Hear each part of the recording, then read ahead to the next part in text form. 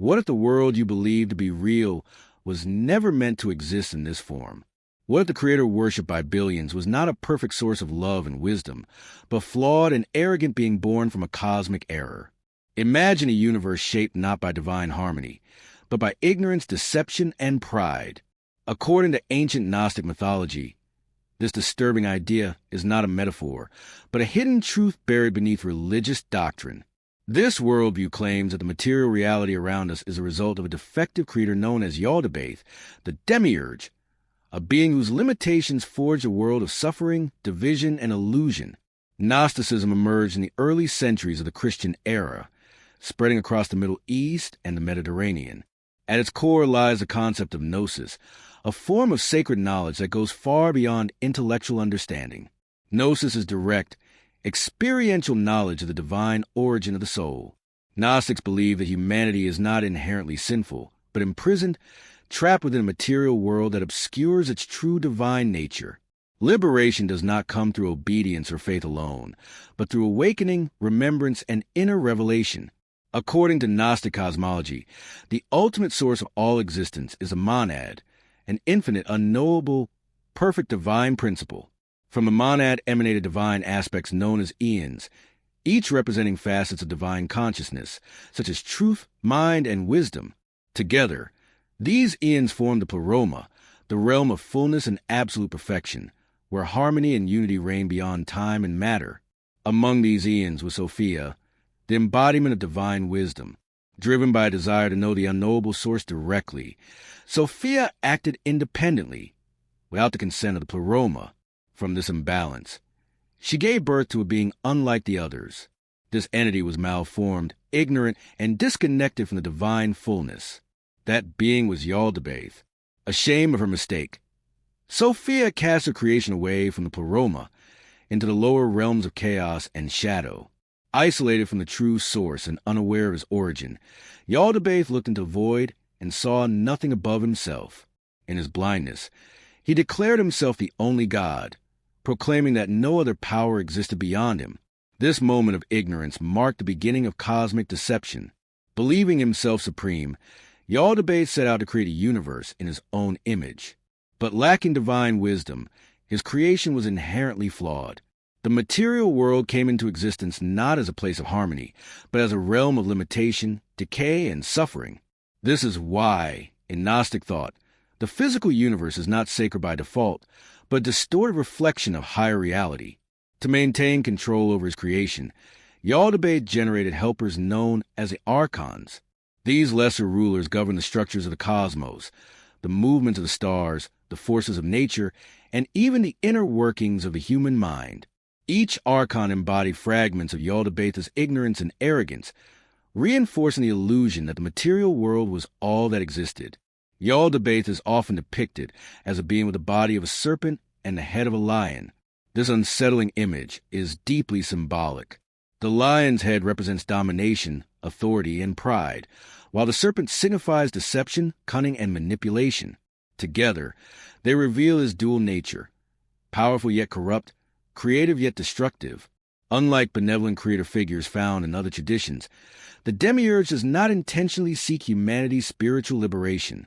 In Gnostic belief, human beings contain divine sparks, fragment of the pleroma trapped within physical bodies. These sparks threaten the authority of the Demiurge, because they carry the memory of a higher realm.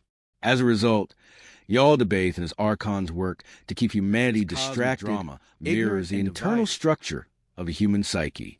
In Gnostic interpretation, Yaldabaoth represents the ego in its most dominant form. The ego, like the Demiurge, believes itself to be the ruler of reality. It seeks control, identity, and validation through external structures, such as power, status, and material success. It fears dissolution and resists anything that threatens its authority. The material world itself becomes an extension of this egoic mindset. Pleasure and pain, success and failure, light and darkness are perceived as absolute opposites, locking consciousness into endless cycles of desire and fear. This duality distracts the soul from its origin and unity. According to Gnostics, this is the greatest illusion enforced by the Demiurge. The Archons play a crucial role in maintaining this psychological and spiritual imprisonment. They are said to influence thoughts, emotions, and belief systems, encouraging conformity, fear, and blind obedience. In ancient texts, they are associated not only with celestial spheres, but also with oppressive social, political, and religious structures that suppress inner knowledge. From this perspective, rigid dogma and authoritarian control are not paths to salvation, but tools of spiritual enslavement. Anything that discourages questioning, self-knowledge, or direct experience of the divine reinforces the Demiurge's dominion. True liberation requires seeing through these structures and reclaiming inner sovereignty. Gnostic teachings propose a radically different path. Salvation is not external. It is not granted by institutions or intermediaries. It begins with awakening. Through gnosis, individuals remember their divine origin and recognize the material world for what it truly is, a temporary construct, not the ultimate reality. Practices such as meditation, contemplation, and deep introspection allow the individual to observe the ego without identifying with it. As awareness grows, the illusions imposed by the Demiurge begin to dissolve. Detachment from excessive material desire weakens the Archons' influence, while compassion, wisdom, and inner silence strengthen the soul's connection to the pleroma. Community also plays a vital role. Early Gnostics formed spiritual circles where knowledge was shared freely, outside hierarchical authority. These communities acted as sanctuaries of remembrance, helping individuals resist isolation and manipulation.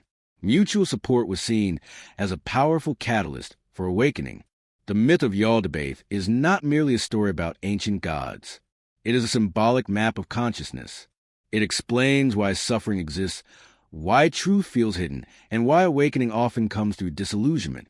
The Demiurge represents the false ruler within and without, the force that convinces humanity that limitation is all there is. By confronting this myth, we are invited to question everything we have been taught about reality, divinity, and ourselves.